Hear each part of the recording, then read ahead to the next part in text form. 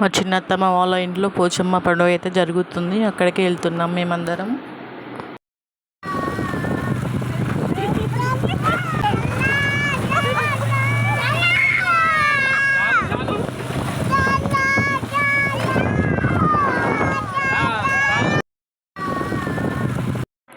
మా అత్తమ్మ వాళ్ళ ఇంటికి అయితే వచ్చేసాం.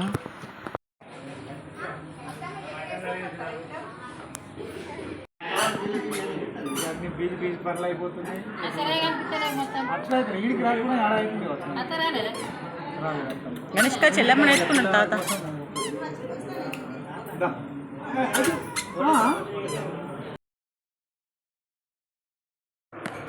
గణేష్క చూడండి ఇలా డ్యాన్స్ చేస్తుందో. ఈమెకైతే డ్యాన్స్ అంటే చాలా ఇష్టం.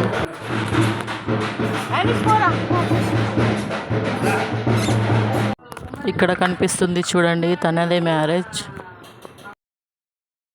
బోనం ఎదుర్కొని రావడానికి మా చిన్నత్తమ్మ వాళ్ళ ఇంటికి అయితే వెళ్తున్నాం. బోనం ఎదుర్కొని తీసుకొచ్చి మళ్ళీ పోచమ్మ దగ్గరికి అయితే తీసుకెళ్ళాలి.